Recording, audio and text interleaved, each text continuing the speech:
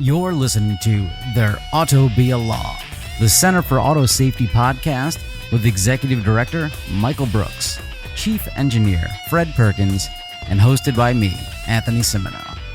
For over 50 years, the Center for Auto Safety has worked to make cars safer.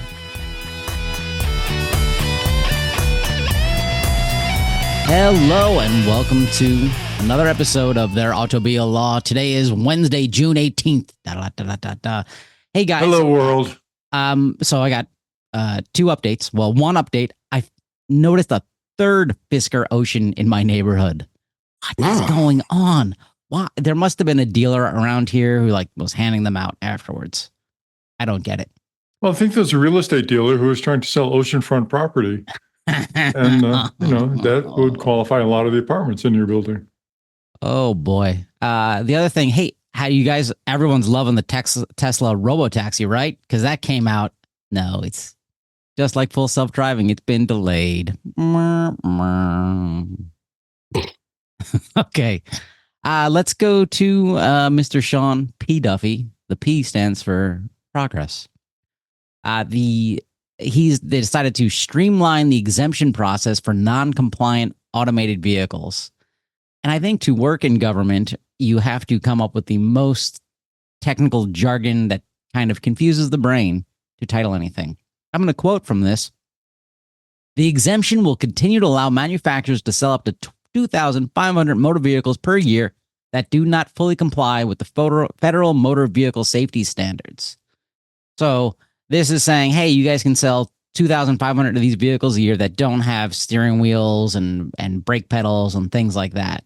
Yeah, I guess. I mean, who are they selling them to? Nobody's buying these things yet, right? They're just deploying them on the streets. So this is my question. So if Waymo or brand X comes out with a vehicle that doesn't have these things and they manufacture them, are they selling them to themselves? Or can they just give themselves 10,000 of these a year? How does that work? Well, it appears that they're working under the kind of the assumption that operating 2,500 vehicles as a for-hire taxi type service is the same thing as selling them to the public. I mean, that's kind of the going interpretation, but there is some, there's probably a little wiggle room in the law that could be used negatively or positively by these companies. But again, nobody's manufacturing these right now, right? They're manufacturing them. They're just not selling to the public. Right. Well, now you got to remember our friends at Tesla who could use this as a backdoor to say, once they get their FSD in use as robo-taxis, they could say, well, now we've got this exemption. Since these are all robo-taxis, we don't need to abide by all these nettlesome FMVSS. So there could be a backdoor strategy by our friend Mr. Musk here to try to get away from having the regulations that everybody else needs to adhere to. So what do you think happens? Like you take your Tesla in for service and then you get it back and there's no steering wheel and brake pedals? Well, it's just an exemption, right? So it doesn't have to be steering wheels and brake pedals. It could be exemptions for other things. It could be exemptions for airbags in the driver's seat. It could be exemptions for, pesky things like seat belts. There's no specification in this announcement as to what kind of exemptions they'll be talking about. That's part of the problem, I think, is that there's not a lot of specification in this announcement. They're essentially saying, hey, we're going to make this process more flexible. And this is the Part 55 temporary exemption process that NHTSA uses. There have been a number of companies that tried to avail themselves of this process over the years. General Motors and Waymo, Google, Alphabet, whatever we want to call them, attempted to do this. And the process, Ford, I believe, did as well. The process took so long because, frankly, at the time, NHTSA did not have an Office of Automation Safety. They did not have the technical expertise in place to evaluate these applications. After what DOJ did to NHTSA, we're still not sure if the Office of Automation Safety is up to the task, but this is NHTSA and Secretary Duffy essentially promising the industry that they're going to fix the Part 55 temporary exemption process and make it work in a matter of, maybe weeks, months, not years. And the way they've outlined it is very non-specific. It's impossible to say what it's going to look like, but it looks like they're looking at putting in some kind of continuous guidance or continuous monitoring of these companies as they deploy. And, but again, the details just aren't clear. There's a lot of rhetoric used in this announcement, but it's very light on details. But one positive out of it is that it looks like they're actually using the Part 55 temporary exemption process, which does require manufacturers to make a showing that, their non-compliant vehicles are just as safe as vehicles that comply with the federal motor vehicle safety standards. That's a good thing. And they're not relying on something that we pointed out in the past, which they suggested they would, which is the 49 USC 3114A special exemptions process. That is essentially a decision made by the Secretary of Transportation that has no safety showing required that would put fleets of these vehicles out on the road. So, it's not a completely bad thing that NHTSA is doing that. But again, it's going to be necessary to wait for the details, which appear like they're coming out soon in the form of instructions that manufacturers need to follow to avail themselves of the new process. How does that work? How do you prove that you're just as safe and tasty as the real thing? I think that is the number one issue here. And it's something that we've probably discussed ad nauseum on the podcast. And it's something that all these companies are struggling to do. How do you make a showing of safety? It's something that I think Fred might get into in his gaslight today, involving, Waymo has been doing a lot of work in the area of trying to show that its vehicles are actually as safe as a human driver. And doing that requires some very detailed statistical and data analysis of, crash rates in the United States and other things. So it's how you do that is exactly why I think it's so hard for us and for everyone really to make a determination at this point with so few miles driven by autonomous vehicles of whether they actually are as safe as a normal good driver or whether they're safe as a normal bad driver. There's a lot that goes into making that determination, and exactly how NHTSA does that is going to be critical to whether or not the vehicles that are ultimately exempted perform safely on the road. Well, there's really three dimensions to it in my mind.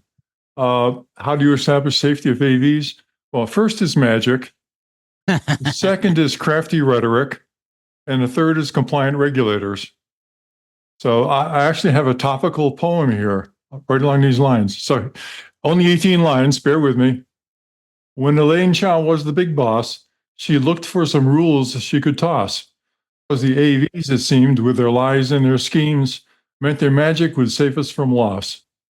A report that she never had read and the number it put in her head said the future'd be great, and she just had to wait for AI to put safety to bed. But now we know it's all a scam. Published bullshit is just what it am. AVs now run amok while the public is stuck dodging dangerous battering rams. Pulitzer Committee take note. Yeah, that's pretty good, Fred. I expected worse. I thought that was amazing. I think you've made the wrong career choice in life, and I've often done that. Yeah, it's not too late to change. But hey, listeners, how would I look in one of those funny hats the Pope wears? Excellent. Okay. Listeners, if you enjoyed the poetry of Fred Perkins, go to autosafety.org and click on donate and show us how much you appreciate it. If you donate $50, we know that you'll love it. If you only donate $25, you're like, it was all right. If you donate $3,000, we'll send Fred to your house and he'll sit on your lap. Some restrictions may apply. Yeah. How much does it cost to get Fred to produce a poem every week? We can't afford that. Yeah. Okay. I don't know. Give me something to do. Don't sell yourself short. Come on. We're doing a bidding war. Okay. So since we've already opened the can of worms, Fred, do you want to go into your gaslight and talk about Waymo, which, as the record will show, has been one of my perennial favorites. But hey, if you want to take it from me, I will hand you Waymo this week. Thank you. And first, I know some of these people. They're nice people. It's hard to understand how this was put out, but it was authored by a committee, so maybe there was some undue management influence. Anyway, Waymo recently published an article called Determining Absence of Unreasonable Risk, Approval Guidelines for an Automated Driving System Deployment. So it's all about how they do it, how they make their own decisions. And it's as part of their transparency project, it's a clear fail because this is really, really hard to understand what's in here. And I also point out that all the information is qualitative. There's no numbers involved in this. So everybody's welcome to read it. We'll have a link for you. The paper provides an overview of how the determination of absence of unreasonable risk can be operationalized. That's a quote. Another quote, the implementation of the presented criteria requires the existence of appropriate safety management practices in addition to many other cultural, procedural, and operational considerations. Now, they don't say what those other considerations are, and they don't say what an appropriate safety management practices might be. So there's a lot of opacity in here. Another quote, we further argue that contraposing these two types of measures, both aggregate and event level types of indicators, i.e. at the aggregate and at the event level, in light of the long-standing philosophical debate across utilitarian and deontological perspectives, is a mischaracterization of stakeholders' positions that is naturally resolved through a more holistic approach to safety. Or more simply, the combination of both perspectives is essential to a holistic approach to safety, which thus needs to be based on multiple complementary methods, metrics, and supporting processes. What the hell does that mean, Michael? That means, no, I can answer that. What that means, and it's very clear, is that someone needs to justify the cost of their undergraduate tuition. That's really what that came down to. Michael, you're a philosophy major? Yeah, I'm not even going to make a guess at that, but essentially it sounds like they're saying we need multiple perspectives on safety and we need to consider a broad number of criteria rather than singular criteria. But, I mean, for us, ultimately, I guess it would come down to crash data and seeing, how often Waymos cause safety issues. I mean, I think it's pretty simple. And you don't need all these other words and wishy-washy phrases to figure that out. Well, I think they're after something else here, actually. Okay. I looked up the source of all wisdom, Wikipedia, what it says about deontology. And it says deontology is an ethical theory that focuses on the morality of actions based on rules and duties rather than the consequences of those actions. It emphasizes that certain actions are inherently right or wrong, regardless of their outcomes. What I think this means in this context is that they figure they get a get out of jail free card if they just think that they're doing the right thing, right? Because they picked the word, I didn't pick the word deontology, which separates the actions from the consequences. So in any event, I wouldn't call it holistic and transparent, but that's just me. Yeah, they could start by using simpler words that a bumpkin like me could understand. It would if they be want helpful. To be transparent. It would be really helpful. I think transparency is not really their goal. Do you think? I think so. I think it's more of just, hey, C-suite at Alphabet, keep paying for this shit. Well, and they go on to say, it is understood that the set of criteria may not be set in stone, and that any substantial methodological changes and or the addition of novel evaluation approaches may alter the set of criteria being considered. So I just counted up the number of considerations they've got in here, and let me make sure I still got it up. And assuming that each of the considerations takes 1 second to assemble into a database and and process appropriately. And the number of combinations they've got, I just assume they've got something like 1,200 different considerations, because they talk about the ODD and driving around and maps and all sorts of things. So 1,200 considerations. And if they only look at 5 at a time, right, 1 second per consideration, I came up with an estimate of 651,624 years to do one iteration of the simulation. So if they do it for, well, let's say that 5 variables isn't enough. Let's say they do it for 10. Now we're up to 52 quintillion, 73 trillion. So anyway, the practical, they basically demonstrate the practical impossibility of doing a thorough analysis of all of the considerations that they've articulated in this paper. They don't highlight that fact, though, that, let's assume that you've got a really fast computer and it only takes 1/10 of a second. All right, now you're down to 65,000 years. Well, that's much better. Bro, you don't get it. It's just what we do is we hand the data to AI, and AI is like, hey, this is what it is. That's a good point. I'm clearly not appreciating the power of AI. They also don't say who is actually making these decisions. They talk about AI, holistic stuff and crap and safety case evaluation. They don't talk about who's making that evaluation, nor do they ever mention any participation from the public or regulators in how those decisions are being evaluated. We hear a lot about safety case analysis, which is good. We don't hear very much about who is evaluating the safety cases. And it's great to have a safety case that says, show us that this is going to be safe. But if the only people who are evaluating that are people with a vested interest in the commercial aspects of it, you've got to question exactly how useful it is. Anyhow, I could go on more, but I won't. Well, we won't let you. Time. So that's Waymo once again gets my nomination for Gaslight of the Week. That's pretty good. I think you didn't give enough emphasis to the fact that they're like, we could be wrong, and anytime we'll change these criteria. I mean, which is just it's like that user agreement that pops up on your phone, the new one every week. Every time there's a change on there and they modify their contract with you, and you don't have any choice in the matter. So nope, I swipe away. I've never touched agree. I don't touch them, but apparently I've agreed to them anyway. No, well, I don't know. Samsung's pretty sneaky.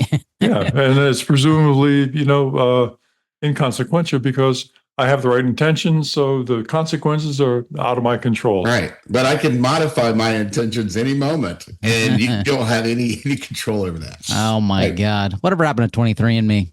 I think maybe they were hoping nobody would read the paper, but sadly I did.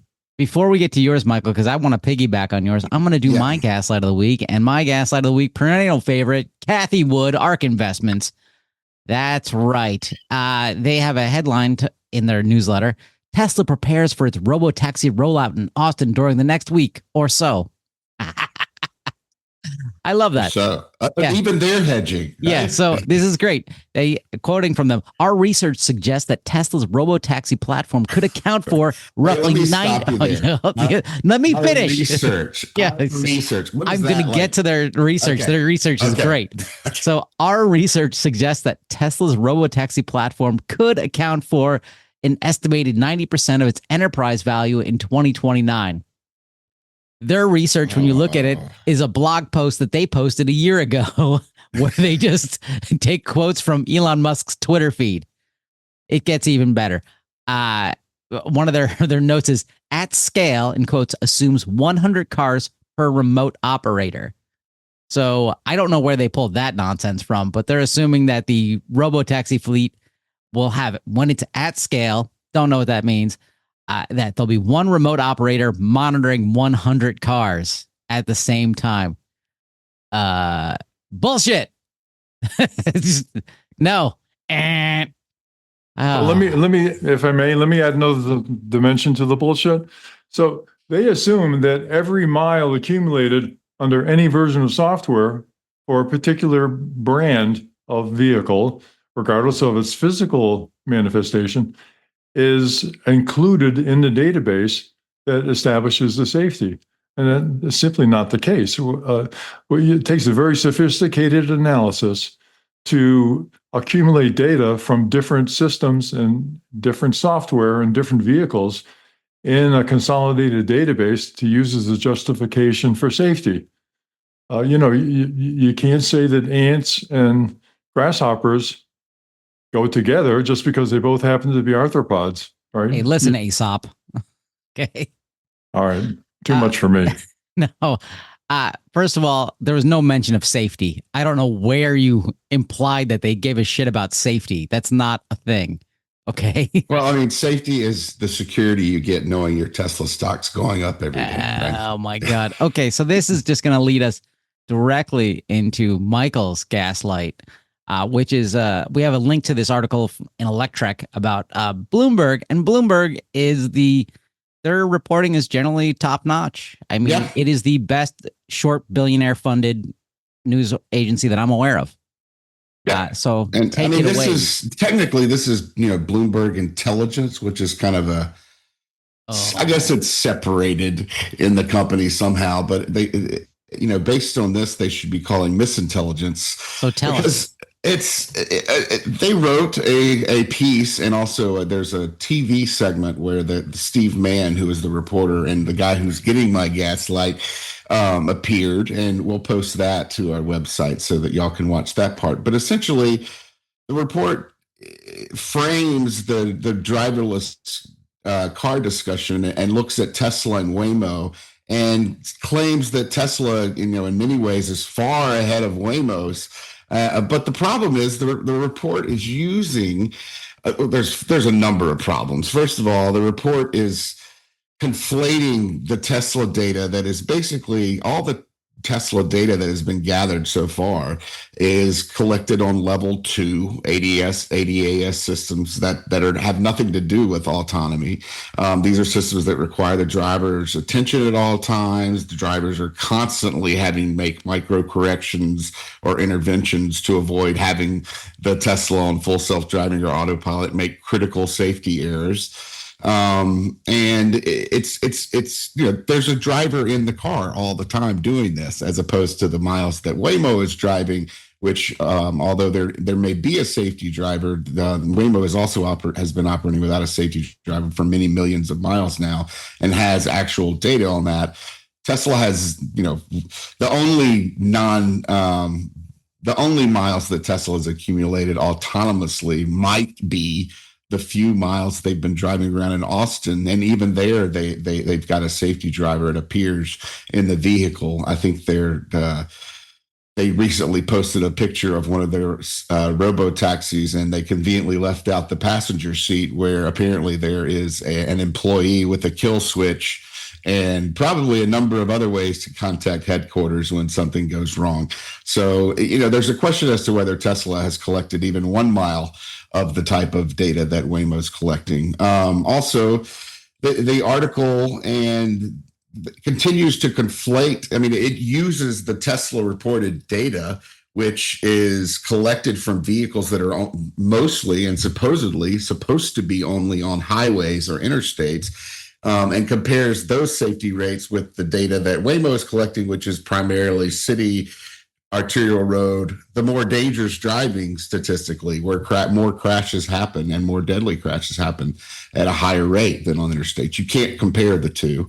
Also, Tesla data is, you have to be very skeptical of Tesla data, because they only count crashes as crashes if an airbag or a seatbelt pretension are deployed. There have been studies that show that that's only about 18% of crashes. So Tesla is purposefully excluding 82% of all potential crashes in its fleet, and claiming that it's safe. And those are just the beginning of the problems with this report. I mean, it honestly did not appear to be a very journalistic exercise, or certainly not an exercise in truth seeking. It really seemed like Tesla propaganda. I think even Elon took the study and retweeted it. It was so favorable to Tesla, and it's just so wrong. So for that reason, it's going to be my gaslight of the week. Take it away. Yeah, I'm gonna spoil the surprise. Michael wins this week. He defeats me. Sorry, because this one was too good. I watched the video that we're gonna link to, and Steve Mann, the Bloomberg reporter, he's basically focused on the cost of Tesla versus Waymo, and he's like, basically, hey, if the Tesla's 7 times cheaper to make, then it's better. Yeah, and it's scalable. It's easier to scale just camera systems that ultimately will probably kill a lot more people, right? So it's right. It's kind of there was no safety on display in the report or in Steve Mann's mind. It gets even better because this is a direct quote from Steve Mann saying, "We are not at that moment where cars are driving themselves." What the fuck was your article about, you asshole? What are you talking about? And so what he further says is, what's really important is the training data. Tesla has tons of it from around the world. Does Level 2 vehicles with a driver, right? But does Tesla have this data and is it usable? Because from what's leaked out and what we've been able to see, the data they have is not useful. That's why they've asked for roads to be repainted so their cameras can see divider lines. That's why they have people hand mapping routes on roads so Elon's commute is better. I mean, you can have all the data in the world, but if you can't do anything with it, it's just Chat GPT. It's just smoke and mirrors. That data is only from vehicles using a video camera only system. Right. So it's not LiDAR data. It's not infrared camera data. It's not, other levels of radar and other type of sensor data. It's just all data from this camera system that we know is not going to work in bad light conditions. It's just. Hey, now wait a minute. In Tesla's defense, they're the only company that's used their autonomous technology to run into fire trucks all around the world. That's an excellent point. You're right. I mean, Waymo and Cruise, they only did it in San Francisco. That's right. Yeah, that's pretty lame. Pretty lame. Okay. So we'll continue the Tesla robo-taxi watch whenever it occurs. Yeah, but Steve Mann at Bloomberg, are you trying to work for Kathy Wood? What the hell? Yeah, Bloomberg General. Yeah, I think he should go ahead and start submitting his resume to some investment firm that wants a bullshit synopsis of a safety problem. Yeah, that was ridiculous. But let's get into something not ridiculous. This is something we've talked about before with the EVs, and this is another article from Electrek titled "Mitsubishi Debuts EV Battery Swap Network for Cars and Trucks in Tokyo." And so we've talked about people having range anxiety. Oh, it takes too long for me to charge my car. I have to wait 30 minutes, and with my ice truck while I'm towing my boat.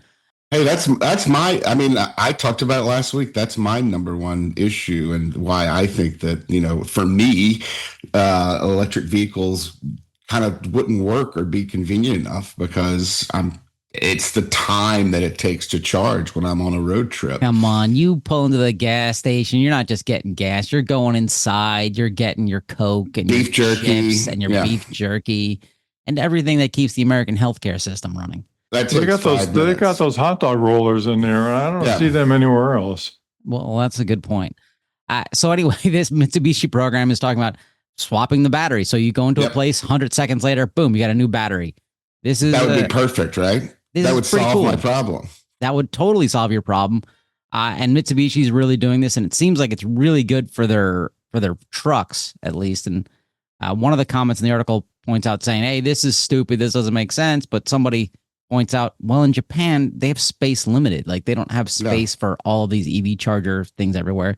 Their grid can't handle it given the current state of their grid. So it kind of makes sense. I'm curious to see how this plays out over the next year or so.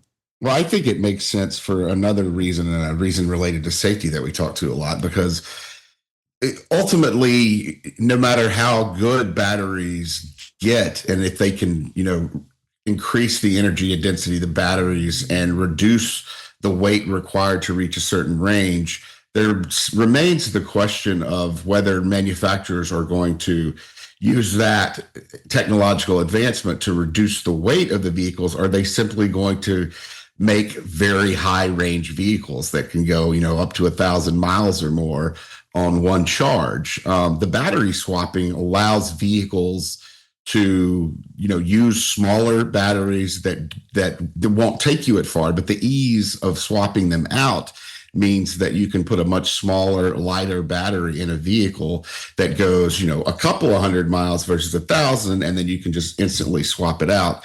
And that makes things both convenient and safe. Listeners, would you buy a car that allows you to swap the battery in and out? Let us know at contact@autosafety.org. I'd swap a battery. Why not? Yeah. Fred, would you swap a battery? I will be interested in seeing how this works out, because it seems to me that a multi-ton battery that can easily be swapped out in 10 or 15 seconds would be susceptible to separating from the vehicle if it ever gets in a crash, because that's a pretty big bump. Surely they've thought this through, but it's going to be interesting to see how that plays out. The other thing is, for this to be commercially successful, in my opinion, they would have to get the entire industry to standardize on battery size and weight and all those good things. I mean, think of it. If you go out to buy a battery for your flashlight, you can get a AAA, you can get a AA, you can get a C or a D, right? There's all these different battery sizes, but everybody agrees on what those sizes are. So everybody who is in battery business makes that particular size of battery, coin batteries, whatever. But, Right. They're all interchangeable based on the size. It took a lot of work, took a lot of time to get that done. So how is the car industry going to do that when they won't even exchange data that's related to the safety of their offerings? Maybe a bridge too far, but good for them for trying. It's got all the potential virtues that Michael talked about. Yeah, well, I mean, if Mitsubishi, if it's just their vehicles, their things, maybe it'll work. Well, listeners, we'll keep you updated on how this goes. Hey, you guys ever get really frustrated at the government and like, I'm gonna take things into my own hands? You ever do that? Not me. No, and not you. I know. We know about you, you felon. So there's a man in Charlottesville, Virginia, quoting from the 29news.com website. After pleading with the city for a crosswalk here to no avail in his local neighborhood, Cox decided to take measures into his own hands. Last Saturday, he made his own makeshift crosswalk in that area, cheered on by a small group of supporters. I walked across the street with a line marker with a can of spray chalk, not paint. And so he was arrested for doing this. Dangerous intersection. I guess he's been talking about it and complaining about it for years.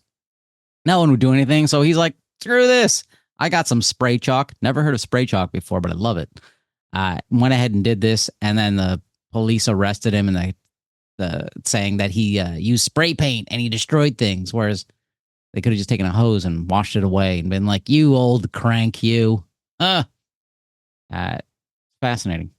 Yeah. Well, I mean, there's certainly white marking chalk and things like that are used, spray chalks that should come off. Maybe they didn't come off that easy, but, this is one of those issues where your activism, even though everything is right, apparently someone was killed on this section of road and the neighborhood has been pleading for a crosswalk in this area, and Charlottesville hasn't been acting on that. When you take it into your own hands, it can result in some bad things. Although I'm hoping that his trial date's coming up on July 14th. I'm hoping they'll be lenient on Mr. Cox because, his heart was in the right place. And, he probably knew he was taking a risk of getting into some trouble like this. But I'm interested to follow this story and see if they have, first of all, see if his activism actually results in a crosswalk being placed there, because I think it might after all this mess. I love it. It reminds me of, I think it was in DC in the early 2000s, where some neighbors, they were upset about people speeding through their residential part of town. They installed their own curb and planting and whatnot to shut off the road. And I was like, there you go. I like this. Well, I think that, he could probably plead a deontological defense, right? Because he certainly intended well, and he's not responsible for the consequences. Yeah. So, Your Honor, let's go back to the Greeks. Yeah, it's holistic vandalism. There you go. Yeah, listeners at home, if you're playing the home game, you heard deontological. That's right. It's time to drink, just not while driving. Okay, there we go. Let's move on to something fun and technical. That's right. Smart tires from friend of the show, Jonathan M. Gilton. God damn, Gitlin. I can't. Gitlin. Come on, I Anthony. know. It's embarrassing. It's in an article in Ars Technica. Smart tires will report on the health of roads in new pilot program. The idea was to develop a better tire pressure monitoring system, one that could tell the car exactly what kind of tire, summer, winter, all season, and so on, was fitted and even its state of wear, allowing the car to adapt its settings appropriately. But other applications suggested themselves. Potentially, a cyber tire could warn other road users about aquaplaning. Then again, we've been waiting for more than a decade for vehicle-to-vehicle communication to make a difference in daily driving to no avail. So I love this smart tire idea, even just on a local vehicle where your car's like, hey, man, I'm out. I'm done. You got to replace me. But then I also think, is it like my HP printer where it's like, you can only use my printer to ink, toner, printer parts, paper, something? I mean, it's interesting in a lot of ways as far as, alerting from a couple of perspectives, alerting local authorities to bad road conditions, to potholes, to all sorts of things that the tires interact with when they're on the road. The aquaplaning thing is really interesting to me because that's something, frankly, I think they should take this tire and test it in Alabama. Having driven across Alabama in the past week, I can assure you the roads here are a great place for a tire that reports on road wear to be used, and aquaplaning, which I experienced briefly on the Gulf Shores Parkway a couple of days ago. It's great. I mean, it just really ultimately, as you've alluded to, what matters here is what's done with this technology. Is it actually going to be used to inform state authorities, to inform other drivers? Are we going to have a vehicle to vehicle reporting system that allows the driver ahead of me to report, hey, I aquaplaned a little, and I think we call it hydroplaning, at least since I've been young. That's what I've referred to it as. Right. That would be awesome if you could get those reports going back to drivers behind you, because I frequently see people in rainy conditions who are driving far too fast for the condition and are putting themselves and other drivers at risk. And remember, if you start hydroplaning, what you do is you slam on the accelerator pedal as hard as you can, right? No, you need to slam on the brake pedal. Yeah, if you're on a road that you're not familiar with and you don't know how well it's drained, or if you're in extremely heavy rain where a lot of roads aren't built to combat that, you need to stay pretty slow. There seems to be somewhere between 45 and 50 for me is where my current vehicle, I think it all matters how much your vehicle weighs, what kind of tires you have. There's a lot of factors in it. But, for me, in my experience, in 45, that area and higher is where you start to see some significant hydroplaning. And that is not something to be messed around with. Indeed. All right, Mr. Perkins, has everybody at home, have you missed the sound of Mr. Fred Perkins? Are you ready for our rant? All right, everybody, before we get into this, I want you to stretch, okay? We've been working on this a lot. Okay, so extend your arms above your head. Fred's actually doing this now. Oh, my God. Let's go to the Tao of Fred, the rant of rage. I know of very few examples where democratic governments intentionally endanger their citizens. You'd think that people who've been endangered by specific government actions would vote them out of office, but that doesn't always happen. The best example I can think of is the existence of denatured alcohol. Denatured alcohol was invented by the government to poison citizens who wanted to drink alcohol during Prohibition. So they intentionally added poison to ethanol to kill anybody who deigned to object to Prohibition. Now, I think that AVs are in much the same situation. They are clearly a danger. They're clearly dangerous to pedestrians, to motorists, to bicyclists. It's a multi-ton vehicle traveling at, highway speeds in certain cases, 40, 45 miles an hour. You don't want to get in the way of that. Yet, the governments are allowing these vehicles to operate on the roads. And in the case of the Teslas that are coming up, there's no distinguishing characteristic. If you look at a Waymo, they're kind of funny looking, okay, but you're assuming that for defensive purposes, somebody's going to be able to look at that funny looking car and say, oh, that's an AV. I need to be especially alert to avoid that.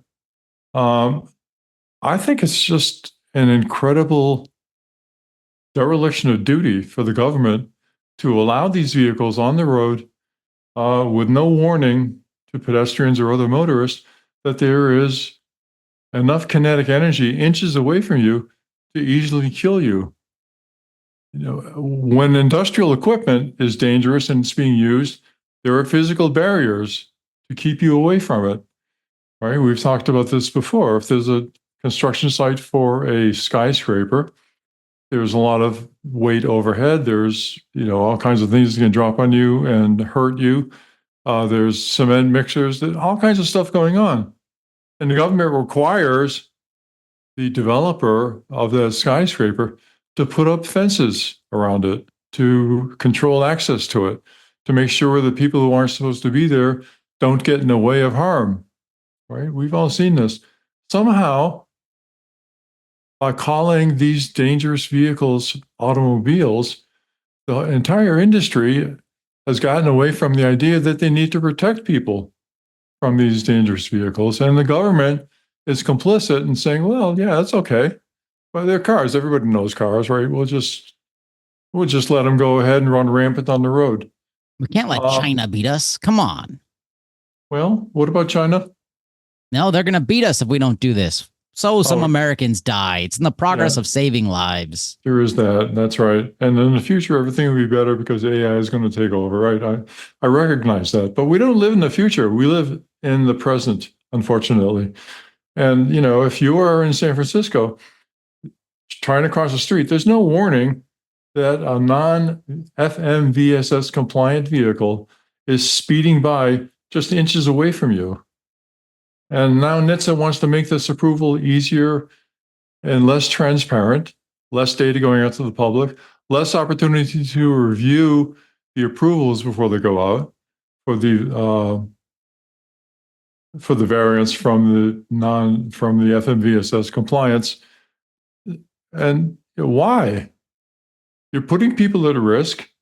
You're not giving them notice. You're not giving them the opportunity to defend themselves. And you're clearly not giving them the opportunity to defend themselves in court because use of these vehicles will usually come with a waiver and force you into forced arbitration. And if you are struck as a pedestrian and killed, which happens, you're going to go to court, and the companies are going to argue that, well, it's product liability. Product is absolutely fine. We're doing what we intended. The government uses the deontological perspective, and we have a get out of jail free card, and screw you, public. I'm sorry you're dead, but business has got to go on. And in the meantime, they say the safety is the number one priority, when in fact, operating these vehicles and generating revenue is the company's main priority. And the governments are allowing this hazard to occur because they figure they'll make some money off of it somehow, I guess. I'm not involved in those processes, but I hate to use a word that the Orange Menace uses, but this is just a disgrace. And there's no engineering basis for assuming that killing a number of people is going to have a beneficial result. There's no use case for these vehicles that cannot be accomplished by a living human being. I'm more or less speechless. So end of rant. I'll leave it there. That's pretty good. I think you hit something there. Yeah, the goal is to generate revenue, not to generate profits. Because hey, if you work for one of these companies, can you just we're not asking for any secret sauce. Like, how are you going to make money? I still don't understand that. I still don't understand how Waymo ever breaks even. I don't get it. But hey, I'm not as smart as Sundar. I don't know how to pronounce the guy's name, and I'll butcher it and sound horrible. Oh, In the meantime, we can just keep sacrificing people, throwing them into the volcano of innovation, right? Oh, the Volcano of Innovation. That's a title for the show now. Oh, I like that. That's good. Cool. I got to write that one down. All right. We've got, before we're going to go into a plethora of recalls, we've got an interesting op-ed in Forbes. Is it Forbes? It is Forbes. And it's a good one to read. And it's talking about, well, I'll give you the title: Road Deaths Surge and Black Families Suffer Most. And I'm just going to quote from a little part of it. Since 1899, car crashes have killed nearly 4 million Americans. That's according to the U.S. Department of Transportation and the National Safety Council. Think about that. That's more than all U.S. wars combined. Even when combined, U.S. deaths from all these wars, guns, and COVID-19 don't reach 4 million. Holy shit. Wait, really? Yep. Cars are bad. Donate to the Center for Auto Safety. Go to autosafety.org, click on donate. Like, 4 million, like, wow. That's, I had no idea. I mean, we talk about the roughly 40,000 people a year who get killed in car crashes. And I had no idea. Oh, that's everybody in Los Angeles. That's the entire Los Angeles metropolitan area. It's 4 million? That's it? Yeah. I figured Los Angeles was bigger. Either way, that's crazy. The continuing from this, the amount of money we spend on car crashes is mind-numbing. Traffic crashes cost the U.S. economy $340 billion a year, or 1.6% of GDP, according to NISA in 2022. This is let that just sink in, listeners. Yeah, well, I mean, and then you look at that number, and you break down the statistics. You'll also find that, Black Americans are going to make up a disproportionate share of those number of deaths. I mean, Black Americans are more likely to be killed while driving, 73% more likely, and 118% more likely while walking. And that's accounting for the same distances walked and driven. So it's bad, and unfortunately, with some of the things that the current administration is doing, deprioritizing things that require people to slow down, like the special lanes in cities that have the road diets that we've talked about before that function very well to slow things down. Those are being defunded, and a number, dozens and hundreds possibly of infrastructure projects are being defunded at the moment, or they're finding their funding is not being provided by the federal government.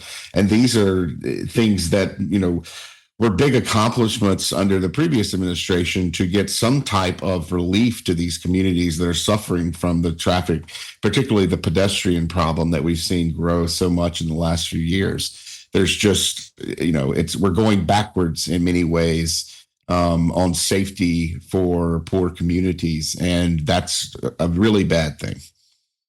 And one thing I really liked about the article, it was just one quote. Traffic deaths are not accidents; they are policy failures.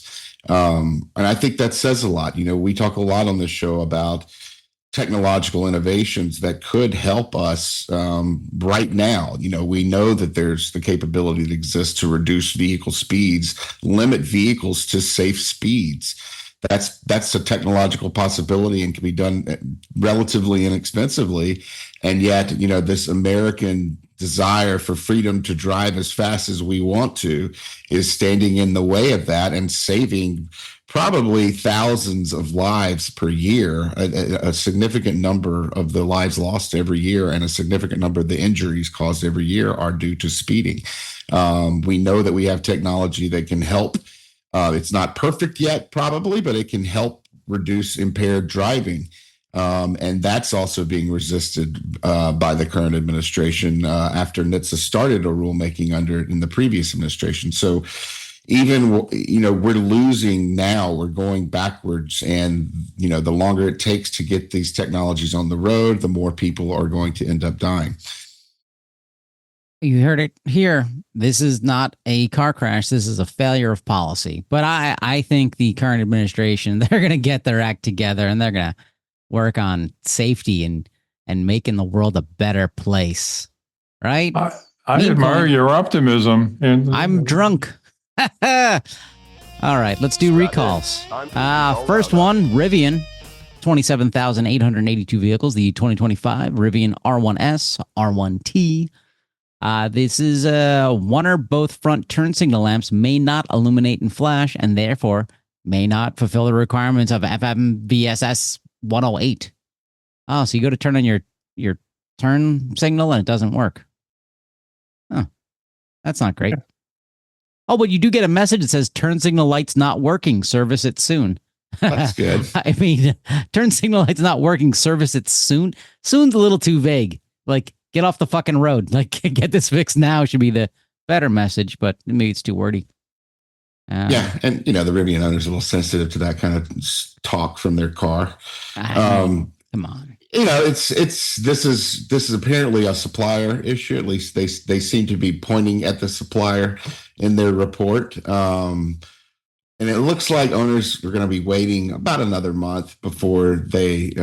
I think they're going to have to go in and get. It doesn't look like it is something that can be fixed via software over the air. So it looks like they're going to be going in to get this fixed in about a month.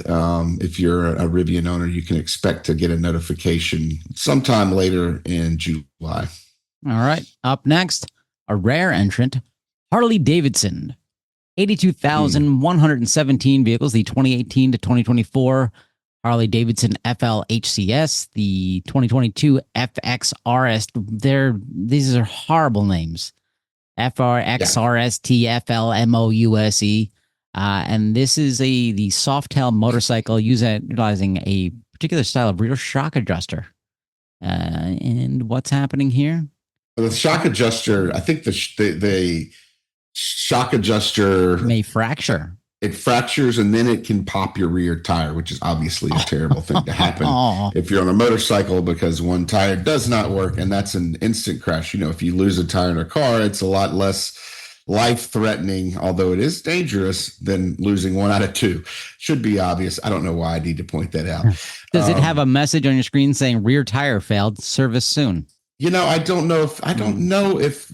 think motorcycles have the tire pressure monitoring systems that vehicles do. So you wouldn't even get that, although it probably wouldn't be much help. A tire failure on a motorcycle is instantly recognizable. Whereas on a car, there's a potential that you might not immediately be aware if you're not very tuned in with your vehicle's performance.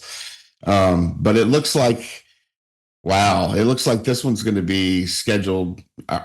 They're already notifying owners on this recall. So you should be hearing about this now. And it looks like you're going to be able to take your motorcycle into your dealer, almost immediately and get this fixed, which is a good thing because it's such a dangerous recall. Oh, that's great. All right. Up next, another rare entrant, Kawasaki. 17,792 vehicles. The 2025 Kawasaki Ninja ZX6R. And the 2024 Kawasaki Ninja of the same flavor. What's going on with these guys? Certain vehicles may lose engine power during operation due to a seizure of the number 5 metal crankshaft bushing. Oh, that's not good. And it says this is a compressed natural gas vehicle. That's what I'm. There's this recall report was not completely filled out, and so it's difficult to see what the issue here. NHTSA has this listed as a do not drive. So folks who own the 2025, 2024 Kawasaki Ninjas of this size, don't get on them. I mean, my general advice to the public is don't get on any motorcycle. But in this case, certainly don't get on these. But we're not really certain because Kawasaki apparently didn't go to Part 573 recall report school. They didn't fill out their recall report. We're not sure when the dealer notification or the owners are going to hear about this. Hopefully NHTSA will post a more complete report soon. But in the meantime, don't ride your Kawasaki Ninja. But wait, let's focus on where it said fuel type compressed natural gas. Is this what's going on with these things? They don't run off of gasoline? I don't know. They chose the wrong. I'm not too fluent on Kawasaki Ninja motorcycles, but I'm assuming they've got a compressed natural gas bike. They do. All right. Well, I'm going to move on. Next up, Mercedes.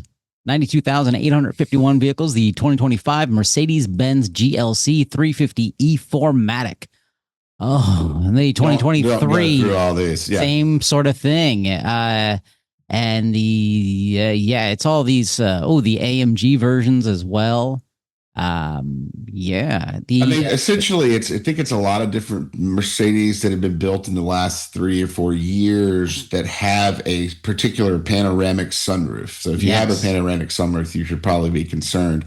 What Mercedes has found, this is what I like about Mercedes, and this is where they are, get a gold star from the Center for Auto Safety. They seem to continually test their vehicles even after they've built them and put them out, and they found that the head injury criterion for rear seat occupants might exceed the limit in FMVSS 201 for unbelted occupants. So they've been building these cars for 3 years or so, and then all of a sudden they find that this is a risk. They've never seen a crash involving this. They've never seen X, Y, and Z. And they say, oh, well, we're going to go out and fix this on, 92,000 vehicles at our own expense and add, a different rear roof lining and whatever else they've decided to do to fix the problem. So, another gold star for Mercedes. I'm going to suggest the reason that they're doing that is because the Euro NCAP standard is so much tougher than the US. But we'll get to that in a future episode. Up now, last recall, Mitsubishi Motors, 198,940 vehicles. That is a lot for Mitsubishi. The 2023 to 2025 Mitsubishi Outlander FIV, the 2022 to 2024 just Mitsubishi Outlander. Due to improper software programming, the Alliance in vehicle infotainment may freeze or display a black screen. If this occurs during a backing event, the rear view camera image could be lost. Blah, blah, blah. Really, you had to hide this in there as the last one, didn't you? Yeah. Son of a... I knew it would get you, but yes. And, they've been looking into this problem since May of 2023. They knew that there was a software error and a non-compliance here. And yet it doesn't seem like they did anything about it for 2 years until now when they recall it. So hopefully there hasn't been anyone affected by this problem that has resulted in a crash in the last couple of years. But owners, emotionally, I've been affected and I'm crashing because you of it. do. Yeah. Okay. Your voice when you started to realize it was a rear camera recall tells me you have been emotionally impacted by it. For you, it's the sheer number of rear view camera recalls that you've had to announce on this podcast. But well, Anthony, you're kind of a delicate flower. I'm not sure that you're in the right business here. Yeah. Wait, this is a business? It looks like they've reprogrammed them as of April. So if you've bought a vehicle since April, that's one of these, you wouldn't need the repair. So they're going to go back and repair all of these vehicles that they've known have been screwed up for 2 years, starting around the middle to late part of this month. You should be getting a notification, and you should be able, it looks like you'll be able to get a pretty quick software fix, so you won't have to worry about backing up. All right. Well, with that, folks, that's another episode gone, done, completed. I hope you've learned things, such as your infotainment system's probably a piece of garbage and will fail on you. Tesla lies constantly, and there's an obscene number of Fisker Oceans in my neighborhood. Until next time, bye. Thanks, everybody. Bye-bye. For more information, visit www.autosafety.org.